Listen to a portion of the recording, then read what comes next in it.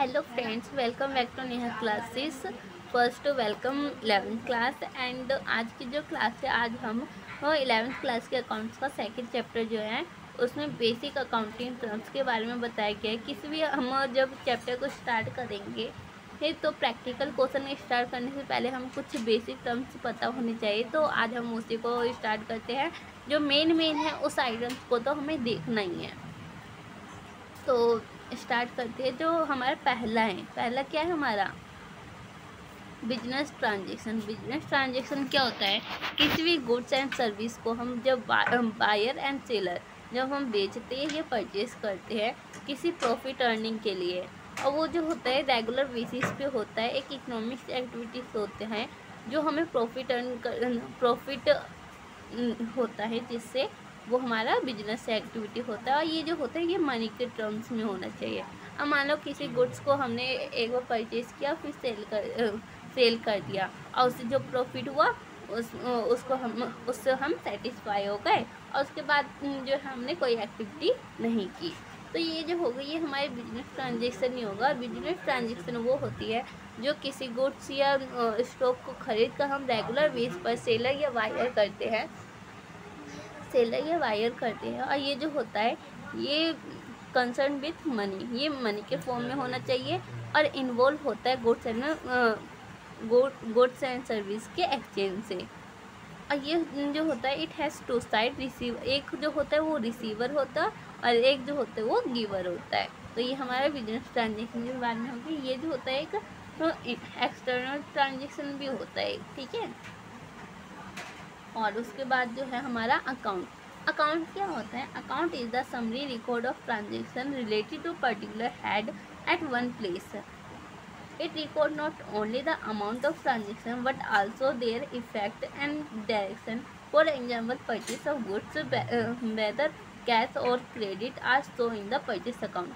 अब देखो purchase account example में मान लो कि परचेज अकाउंट में अकाउंट्स है, ठीक है। परचेस अकाउंट में उस अकाउंट्स क्या होता है, एक समरी होती है। उस जो भी मान लो कोई भी हेड है तो उस हेड से रिलेटेड जितनी भी बात होती है वो हमारे जो अकाउंट्स होते हैं उसमें शो किए जाते हैं।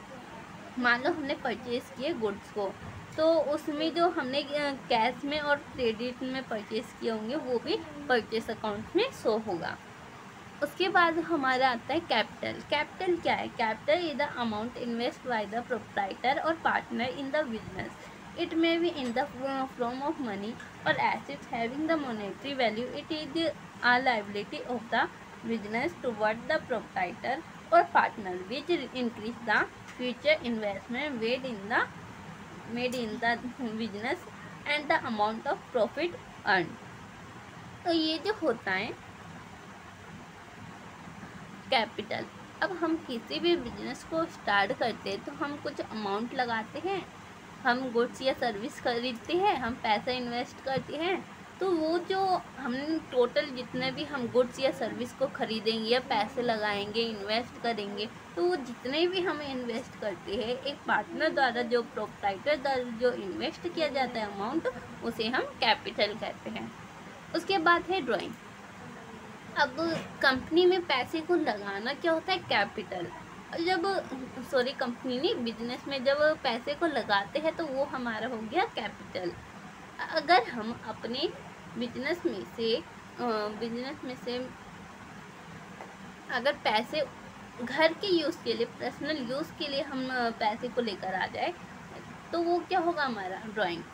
तो ड्राइंग्स क्या है? It is the amount withdraw on goods taken by the proprietor और पार्टनर फॉर पर्सनल यूज़। अपने पर्सनल यूज़ के लिए जब जो अमाउंट विड्रॉ कर लेते हैं goods taken by the proprietor partner for personal use, अपने यूज़ के लिए जब बिजनेस में से गुड्स या अमाउंट जो होता है वो विड्रॉ कर लेते हैं टेकन बाय अपने पर्सनल यूज़ के लिए, तो वो हमारा ड्राइंग्स होता है। उसके बाद जो है हमारे लाइबिलिटीज़, ठीक है। अब इसमें देखो liabilities amount payable by business. तो amount payable by business, liabilities क्या होता है? Liabilities means amount of payable by the business, liability toward the owner of the business in term internal liability, on the other hand liability toward of outsider।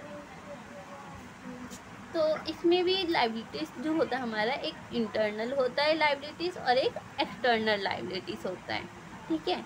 अब liabilities क्या होता है, जिसको हम मान लो फॉर एग्जांपल इंटरनल लाइबिलिटीज क्या होता है, ये जो होता है हमारा जैसे घर के खर्चे, जो ओनर है ओनर ने पैसे लगाए, ओनर के जो मम्मी पापा हैं उनसे पैसे लेकर फिर लगाए, तो वो भी तो हमारी लाइबिलिटीज हुआ, वो हमने किसी से लेकर अमाउंट को इन्वेस्ट किया है, तो वो हमारी क्या है, लाइबिलिटीज है। तो उसको जो हमारा इंटरनल लाइबिलिटीज है वो हम कभी भी पे कर सकते हैं, है ना, क्योंकि वो क्या फैमिली से हमने लिया है, वो घर के अंदर है या हमारे बिजनेस के अंदर ही है, तो वो हम कभी भी पे कर सकते हैं। पर जो एक्सटर्नल लाइबिलिटीज है टूवर्ड क्रेडिट बैंक्स एटसेट्रा, तो इसमें क्या होता है, ये क्रेडिटर्स से लेते हैं, ठीक है। क्रेडिटर्स क्या होता है ये भी मैं बाद में बताती हूँ, बैंक से लेते हैं, तो ये एक्सटर्नल लाइबिलिटीज हुए, ये हम किसी बाहर वाले से जब हम अमाउंट या पैसे लेते हैं तो वो एक्सटर्नल लाइबिलिटीज हो गई हमारी, ठीक है। उसके बाद जो लाइबिलिटीज है दो कैटेगरी में है, नॉन करेंट लाइबिलिटीज और करेंट लाइबिलिटीज। जो नॉन करेंट लाइबिलिटीज है पेबल आफ्टर 1 ईयर, और करेंट लाइबिलिटीज क्या है, payable with in 1 year.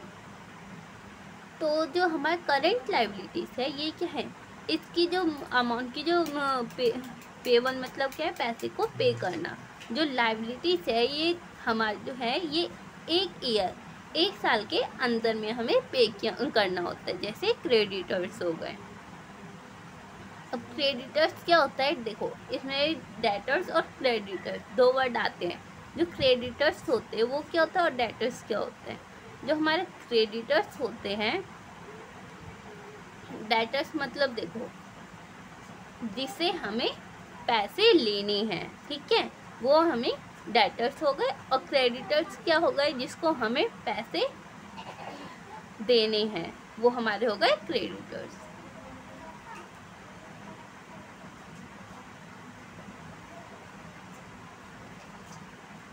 Example के थ्रू मैं बाद में बताऊंगी, इसके आगे वो पॉइंट है तो उसमें मैं डिस्कस करूंगी। तो जो हमारा नॉन करेंट लाइबिलिटी है उसमें क्या है, पेबल आफ्टर 1 ईयर। जिस लाइबिलिटीज़ को हम 1 ईयर के बाद हम पे करते हैं वो हमारा नॉन करेंट लाइबिलिटीज़ होता है। जैसे लॉन्ग टर्म लोन्स, लंबे समय के लिए लोन्स होता है, उसका हम जो पे करते वो 1 ईयर के बाद करते हैं। उसके बाद जो हमारा एसेट्स क्या होता है, resource of an organisation which help to get economic effect. Example machinery हो गए, स्टॉक हो गए, कैश हो गए, ये सारी हमारी एसेट्स होती है। जो भी बिजनेस में है, जो भी गुड्स या प्रोडक्ट्स होते हैं वो हमारी एसेट्स हो गई, जैसे मशीनरी, स्टॉक, कैश। तो इसमें भी दो प्रकार के होते हैं, fixed asset, current asset. Fixed asset क्या होता है, held for increasing earning capacity for not for resale. और जो करेंट एसेट्स होता है ये होता है help for converting into cash, जिसको हम कैश में जल्द ही कन्वर्ट कर देते, जैसे डेटर्स हो गए, स्टॉक हो गए, ठीक है। ये जो फिक्टिशियस एसेट्स है ये अभी आपके काम नहीं आता, ठीक है।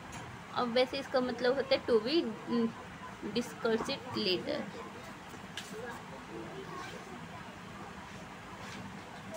ये जो होते हैं asset are those asset which are neither tangible asset or nor intangible asset. There are loss not written off in the year which they are incurred but in more than accounting period.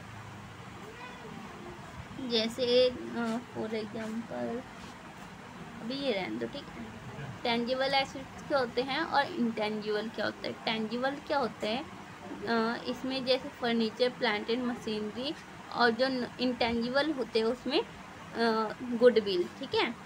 और इसमें होता क्या है, जो हमारा tangible होता है, tangible में क्या है, जैसे जिस वस्तु को या किसी भी गुड्स को हम देख या छू सकते हैं, महसूस कर सकते हैं, तो उसको हम क्या कहते हैं, टेंजिबल।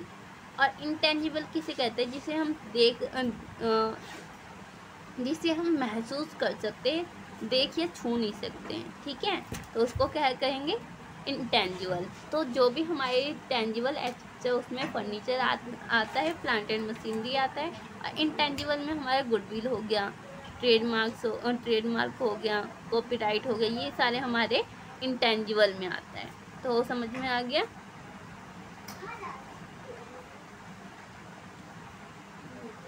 अब रिसिप्ट। रिसिप्ट क्या होता है, रिसिप्ट में ऐसे ऐसे इनकम जो हमें इनकम मिलती है, ठीक है, इनकम के ही तरह ट्रीट किया जाता है। Receipt is the amount received और receivables of selling assets, goods और service. Receipt are future categorize into revenue receipt and capital receipt. तो देखो, इसमें दो पार्ट में डिवाइड होता है, revenue receipt and capital receipt. जो रेवेन्यू रिसिप्ट का मतलब क्या है और कैपिटल रिसिप्ट का मतलब क्या है। जो हमारा रेवेन्यू रिसिप्ट है, it is the amount received और receivables in the normal course of business से अगेंस्ट सेल ऑफ गुड्स और रेंडरिंग ऑफ सर्विस और इन्वेस्टमेंट ऑफ बिजनेस।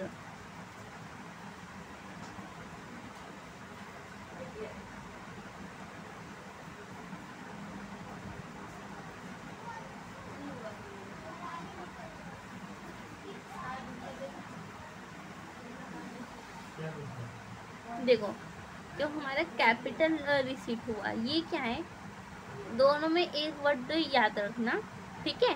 कैपिटल में जो होता है वो कभी कभी होने वाले जो हमें प्रॉफिट होता है, या हम मान लो कभी कभी जो हमें प्रॉफिट मिल जाता है, उसको कैपिटल रिसिप्ट में होता है। और रेवेन्यू रिसिप्ट में क्या होता है, जो हमारा रेगुलर प्रॉफिट, जैसे जो रेवेन्यू रिसिप्ट है उसमें हमारा हो जाएगा interest on fix deposit investment, ठीक है, और amount receivable against sale of goods, rendering of service.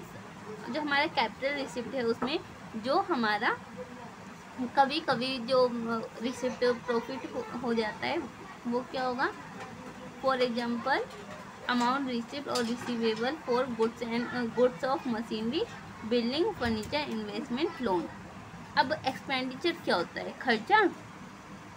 ऐसे खर्चे जो कैपिटल एक्सपेंडिचर का मतलब क्या है, जो कभी कभी हो, और रेवेन्यू एक्सपेंडिचर का मतलब क्या है, जो रेगुलर हो, ठीक है। तो इसमें कैपिटल एक्सपेंडिचर में क्या आएगा, एग्जांपल में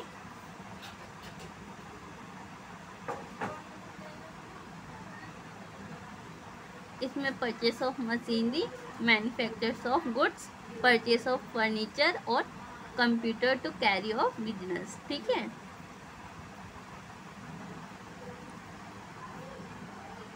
और जो रेवेन्यू एक्सपेंडिचर उसमें क्या आएगा, कॉस्ट ऑफ गुड्स सोल्ड। अब रेवेन्यू एक्सपेंडिचर रेगुलर बेस पे जो भी हमारा खर्चा होता है वो होगा। तो हम जो भी बिजनेस है, बिजनेस में सैलरी सबको देते हैं, रेंट देते हैं, इलेक्ट्रिसिटी एक्सपेंस देते हैं, इलेक्ट्रिसिटी एक्सपेंस होता है। तो ये सारे क्या हमारे रेवेन्यू रेगुलर खर्चे होते हैं, तो ये हमारे रेवेन्यू एक्सपेंडिचर हैं। अब जो डिफर्ड रेवेन्यू एक्सपेंडिचर, ये क्या है, डिफर्ड रेवेन्यू एक्सपेंडिचर, इसमें क्या होता है कि it is the expenditure in nature what is the right of is more than one accounting period. For example large advertisement expenditure what will given benefit for more than one accounting period, deferred revenue expenditure. अब मान लो कि ऐसी चीज़ जिसमें हम एक बार खर्चा कर देते हैं और उसका जो मतलब, मान लो किसी चीज़ पे हमने एक बार खर्चा कर दिया, अब वो जो है हमारे आगे कई सालों तक वो हमें प्रॉफिट अर्न करवाते रहते हैं, तो वो हमारे क्या हुआ, डिफर्ड रेवेन्यू एक्सपेंडिचर।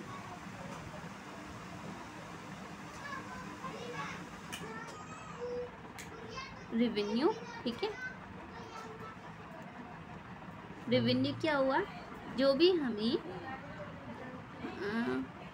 मान लो कोई प्रोडक्ट है, ठीक है, अब हमने किसी दुकान से 10 रुपये में ख़रीदा है और उसमें हमने अपना जो किराया है या उस पर जो हमने खर्च किया है वो प्लस करके मान लो उसका 20 रुपये है, तो 10 और 20 टोटल कितना हो गया हमारा 30 रुपये। तो जो हमारे 30 रुपये आया वो हमारे रेवेन्यू है, जो हमें पैसा मिला है, जो हमें पैसे हमारे पास आया है वो हमारा रेवेन्यू हो गया। और एक्सपेंस क्या हो गया, खर्चा, ठीक है, एक्सपेंस हमारा खर्चा हो गया। Expense is the cost incurred the generating revenue. जो भी हमें किसी प्रोडक्ट से, जैसे हमने अभी बोला था कि जो हमने एक्सपेंस किया है किसी प्रोडक्ट को बाय या सेल करने में, जो भी हमने एक्सपेंस किया है, खर्चा क्या है, वो हमारे क्या एक्सपेंस है। और प्रीपेड एक्सपेंस और आउटस्टैंडिंग एक्सपेंस क्या है। प्रीपेड का मतलब देखो पहले से ही हमने पे कर दिया, कोई हमारा एक्सपेंस था उसको, जैसे हम मान लो ट्यूशन जाते हैं, ठीक है, अब ट्यूशन की फ़ीस देना हमारे क्या है एक्सपेंस है, हमारे लिए खर्चे हैं। अगर हमने अपनी फ़ीस पहले से ही दे दी, इस मंथ की फ़ीस पहले से ही दे दी, तो हमारा क्या हुआ प्रीपेड एक्सपेंस। और आउटस्टैंडिंग एक्सपेंस क्या हो गया, अब मान लो कि मुझे फ़ीस देनी इस महीने की, मैं दूंगी अगले महीने, तो वो क्या हो गया हमारा आउटस्टैंडिंग एक्सपेंस। इनकम क्या है हमारा, इनकम में देखो एक चीज़ होता है कि इनकम हमें कैसे जनरेट होता है, जो रेवेन्यू होता है हमारा, रेवेन्यू में से जब हम एक्सपेंस को माइनस कर देते तो हमारी एग्जैक्ट इनकम निकल जाती है। जैसे मैंने बोला था कि 10 रुपये का प्रोडक्ट है, उसमें 20 रुपये हमने खर्च किया, ठीक है, और फिर हमें 30 रुपये रेवेन्यू हुए। तो इनकम निकालने के लिए क्या करेंगे, मान लो हमें रेवेन्यू 30 रुपये का हुआ, एक्सपेंस हमारा 20 रुपये का था, तो प्रॉफिट कितना हुआ हमें 30 का था, रेवेन्यू एक्सपेंस था 20 का, 10 रुपये हमारा जो हुआ वो हमारा इनकम हुआ। जो उसके बाद प्रॉफिट तो सबको पता ही होगा, ठीक है, gross profit the different between revenue from sale and service, और net profit is the profit earn after allow for the all expense. In case expense are more than revenue, it is the net loss. उसके बाद gain है, gain is the profit irregular और non recurrent nature. It is the profit for arise from transaction which are operating activity for the business but are, ये वाला भी बाद में देखेंगे। लॉस का मतलब पता ही है, देखो उसको लॉस हो गया तो वो नीचे आँख में दब गया। उसके बाद देखो परचेस, ठीक है, परचेस क्या होता है, in terms purchase is use to purchase of goods for resale or for the producing the finished product which are also to be sold. The terms purchase include both cash and credit purchase of goods. Goods purchase for cash are termed cash purchase and goods purchase on credit are termed credit purchase. देखो इसमें 3 terms के बारे में बता दिया है। तो purchase क्या होता है, किसी प्रोडक्ट्स को हम जब बेचते हैं, ठीक है, यहाँ पे देखो ये लेडी है, ठीक है, और ये आदमी है। तो लेडी क्या कर दिया है, अपने जो सामान है उसको यहाँ पर बेच लिया है, ठीक है, सेल कर दिया है। और ये जो आदमी है ये क्या कर रहा है, ये परचेज कर रहा है। तो ये जो आदमी है ये परचेज कर रहा है प्रोडक्ट्स को। तो परचेज का मतलब होता है खरीदना। और ये जो परचेस होता है ये भी 2 टाइप्स के होते हैं, ठीक है, कैश परचेस, क्रेडिट परचेस, ठीक है। कैश परचेस क्या होता है, जिसको हम कैश में खरीदते हैं, कैश में किसी प्रोडक्ट्स को हम खरीदते हैं तो वापस हम उसको जो सेलर होता है उसको पैसे देते हैं। और क्रेडिट परचेस क्या होता है, हम जब उधार में परचेस करते हैं। और purchase return and return outward किसे कहते हैं ये देखते हैं। परचेस रिटर्न का मतलब क्या है, यहाँ पर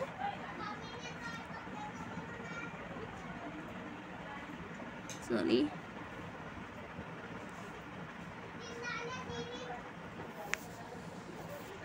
तो देखो परचेस रिटर्न का मतलब क्या है, यहाँ पर जो ये आदमी था जिसने परचेज किया था वो क्या करेगा, अपने सामान को ले जाकर दोबारा लेडी को वापस कर देगा। तो ये हमारा जो भी सामान उसको वापस कर दिया दोबारा, वो हमारा होगा परचेस रिटर्न या रिटर्न आउटवर्ड। इसको याद करने के लिए याद रखना, जो परचेस किया था उसको वापस करना। वापस करना क्या हो गया, आउटवर्ड, बाहर दे देना।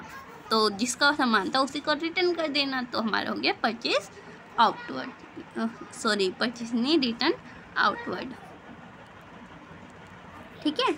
अब ऐसी सेल है, सेल्स का मतलब अभी मैंने बता दिया था कि जब हम परचेस खरीदना, और सेल का मतलब होता है बेचना। तो यहाँ पे सेल्स कौन कर रहा है, ये जो लेडी है ये है हमारी सेल्स कर रही है। ठीक है, ये लेडी जो है ये सेल्स कर रही है, जो सामान है उसको बेच रही है। ठीक है। अब इसमें भी जो ट्रांजेक्शन होती है 2 बेसिस पे होती है। ठीक है, एक तो होता है कैश सेल्स और क्रेडिट सेल्स। जो कैश में सेल्स होता है उसे कैश सेल्स, और जो क्रेडिट से उधार पे सेल्स होती है वो क्रेडिट सेल्स। अब जो सेल्स रिटर्न क्या हो गया, जो सेल्स रिटर्न जैसे परचेस रिटर्न हुआ था वैसे सेल्स रिटर्न या रिटर्न इनवर्ड कहते हैं। जो उन्होंने बेचा था, ठीक है, सेल्स किया था, ठीक है, और उसी को दोबारा रिटर्न कर लिया तो रिटर्न इनवर्ड, तो वो हमारा sales inward, return inward sales return हो गया। उसके बाद है गुड्स। गुड्स क्या होते हैं, बिजनेस में जिस चीज़ का भी हम काम करते हैं, जिस भी गुड्स या कुछ भी, मान लो किसी भी प्रोडक्ट्स के हम यूज़ करके जिस चीज़ का हम बिजनेस करते हैं वो हमारे गुड्स होते हैं। मान लो किसी मशीन का हम मशीन का उपयोग करते हैं तो वो हमारी क्या होगी, गुड्स हो गई। उसके बाद है स्टॉक ऑफ इन्वेंट्री। अब हम बिजनेस करते हैं उसमें जो स्टॉक का मतलब क्या हो गया, जो चीज़ हमारे पास अमाउंट नहीं, जो भी हमारे पास जो गुड्स होते हैं वो हमारे पास रह जाते हैं, वो काफ़ी सारे स्टॉक में रख, स्टॉक का मतलब क्या, इकट्ठा रह जाता है। होल में जब इकट्ठा रह जाते तो उसको स्टॉक या इन्वेंट्री कहते हैं। उसके बाद है ट्रेड रिसीवेबल्स। इसमें डेटर्स और बिल्स रिसीवेबल आते हैं। तो इसमें क्या होता है, डेटर्स का मतलब क्या, मैंने अभी पहले भी बताया था कि डेटर्स का मतलब क्या होता है कि जिससे हमें पैसे लेने हैं। ठीक है, जिससे हमें पैसे लेने हैं, कंफ्यूज मत होना। डेटर्स का मतलब है जिसे हमें पैसे लेने हैं, और क्रेडिटर्स का मतलब है जिसे हमें पैसे देने हैं। तो ट्रेड रिसीवेबल्स क्या होता है, एक हमारा जो चैप्टर है व्हील्स ऑफ एक्सचेंज, उसमें क्या होता है, एक हाँ, जब वो अमाउंट, मान लो एक लड़का यहाँ पर, एक लड़का यहाँ पर, अब ये जो है और ये है, ये जो लड़का है ये इससे पैसे लेता है या कुछ उधार लेता है। ठीक है, मान लो अब वो क्या करता है कि बोलता है कि तुम ना मेरे पैसे वापस कर देना, मुझे प्रॉमिस करो। तो ये जो होता है एक बिल में लिख कर देता है, बिल ऑफ एक्सचेंज। उसमें क्या होता है कि वो लिख कर देता है कि मैं जो तुम्हारे पैसे हो मैं चुका दूंगा 3 मंथ, ये इसका होता है। ठीक है, तो वो एक बिल्स रिसीवेबल्स देता है। ठीक है, ट्रेड रिसीवेबल्स या बिल रिसीवेबल्स जो है, ये जो होता है ये बिल्स रिसीवेबल्स देता है। ठीक है, तो यहाँ पे जो ये वाला है ये बिल्स रिसीवेबल्स हुआ, और यहाँ पे जो ये लड़का है जिसको देना है पैसे वो हमारा बिल्स पेबल होगा, वो हमारा क्रेडिटर्स में आएगा जिसको पैसे देना है। ठीक है, अब ये देखो यहाँ पे देख रहे हो ना, ट्रेड पेबल्स कैसे उदास बैठा है क्योंकि उसको पैसे देना है, कैसे भी इकट्ठा तो करना ही है। ठीक है, क्रेडिटर्स देखो पैसे देना, ये क्रेडिटर्स का मतलब क्या है, उसको पैसे देने हैं। बिल्स पेबल मैंने समझाई दिया। वाउचर क्या होता है, वाउचर जो हमारा होता है एक डॉक्यूमेंट्स की तरह काम करता है, ठीक है, एक डॉक्यूमेंट्स होता है। Voucher is an evidence of the business transaction. Example of voucher are cash memo, invoice और bill, receipt, debit, credit notes. ये जो होता है हमारे वाउचर, ये एक डॉक्यूमेंट्स, एक एविडेंस की तरह काम करता है। जो भी हमारे बिजनेस ट्रांजेक्शन होते हैं उसमें कैश मेमो देते हैं। वो हमारे जो होता है, जैसे कोर्ट में कोई गड़बड़ हो जाती है किसी भी बिजनेस में, तो वो जो होता है वो वाउचर जो होता है एक एविडेंस प्रूफ की तरह माना जाता है, जिसमें जितने भी ट्रांजेक्शन होता है उसका कैश मेमो या एविडेंस के प्रूफ में उसको दिया जाता है। कॉस्ट क्या होता है? It is the amount of expenditure incurred on the attributable to a specific article, product और activities। उसके बाद हमारा है डिस्काउंट। डिस्काउंट भी दो तरह के होते हैं, trade discount and cash discount, ठीक है। जो हमारा ट्रेड डिस्काउंट होता है इसमें क्या होता है, जैसे हम मान लो एग्जांपल के लिए अगर हम कोई कपड़ा खरीदने गए, ठीक है, वहाँ पे क्या होता है एक कपड़ा 1000 का है और वहाँ पे हमें ट्रेड डिस्काउंट में क्या होता है एक के साथ एक फ्री, तो ये हमारा ट्रेड डिस्काउंट हो गया। और कैश डिस्काउंट का मतलब क्या है? किसी चीज़ पे हमें डिस्काउंट मिल जाना, ठीक है। जैसे मान लो कि कोई वस्तु है उसमें उसको कैश डिस्काउंट पे पैसे कम करके उसको दे देना, ठीक है। तो trade discount is the rebate allowed by the seller on the basis of sale, और cash discount is the rebate allowed by timely payment. हाँ, इसका देखो जो कैश डिस्काउंट होता है ये जो होता है इसमें बोलते हैं कि जो हमारे जो पेमेंट है वो अगर टाइम से पहले कर दिए तो हम डिस्काउंट देंगे, ठीक है। तो ये कैश डिस्काउंट होता है। बुक्स ऑफ अकाउंट, दिस चीज़ की books of account are those book in which transaction are record in the include cash book और bank book, journal, proper ledger. उसके बाद है एंट्री। अब बिजनेस में जितने भी ट्रांजेक्शन करते हैं उसकी एंट्री की जाती है, ठीक है। Entry are transaction and event when record in the books of account in now as entry.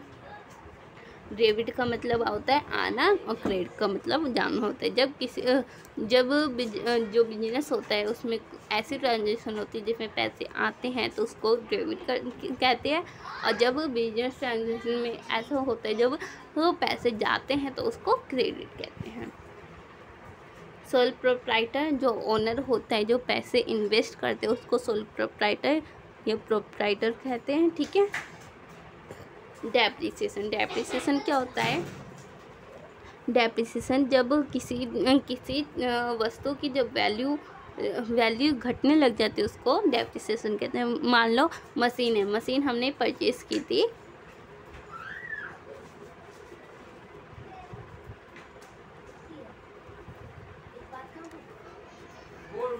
जब मशीन परचेज की थी तो उसकी जो वैल्यू है वो परचेस नहीं होगा, हाँ परचेस होगा, खरीदी थी, ठीक है। जब परचेस की थी तो उसकी जो वैल्यू थी 80,000 थी, और वो जब उसका टाइम जो है वो बढ़ता गया तो उसकी जो वैल्यू थी वो भी उसकी उतना ही नहीं रही, वो जो वैल्यू थी उसकी वैल्यू भी घटती जा रही थी।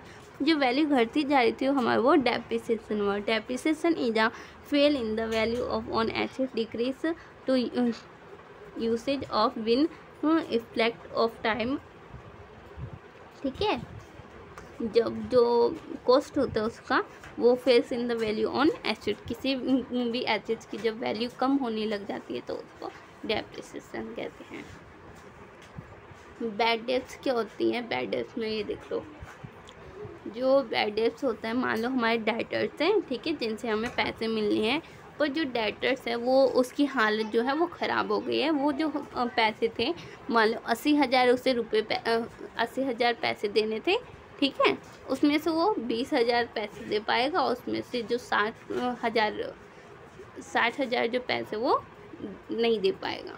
तो वो जो 60,000 है वो क्या हो गए, बैड डेट्स हो गए, उसकी ही जो थी दिवालिया हो गई, वो राइट ऑफ हो जाता है। ठीक है, उसके बाद देखो इंसॉल्वेंट। इंसॉल्वेंट में क्या होता है, एक ऐसा बंदा जो अपनी जो लाइबिलिटीज होती है उसको पे करने में अवेलेबल नहीं हो पाता है।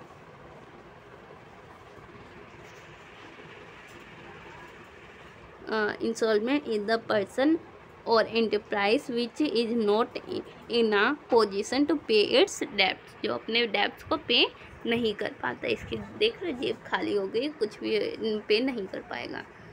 सॉल्वेंट का मतलब क्या है, जो अपनी लाइबिलिटीज़ को भी पे कर पाएगा, ठीक है, और पे करने की क्षमता रखता है। सॉल्वेंट इज द पर्सन और enterprise which in the position to pay its debts. उसके बाद बैलेंस शीट, जिसमें हमारी जो पोजीशन होती है, बिजनेस की जो पोजीशन होती है कि हमें प्रॉफिट हुआ या लॉस हुआ, वो हमारी बैलेंस शीट में पता चलता है। ठीक है, entity means the economic unit which perform economics activities. ठीक है, जो business activity entity means enterprise establish in accordance with law of engage in the business activities।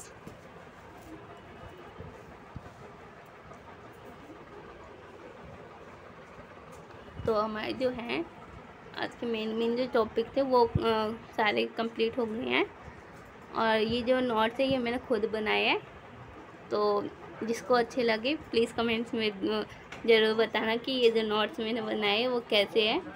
ठीक है, तो thanks for watch my video and subscribe my channel, और please comments में ज़रूर बताना कि वीडियो कैसी है और नोट्स भी।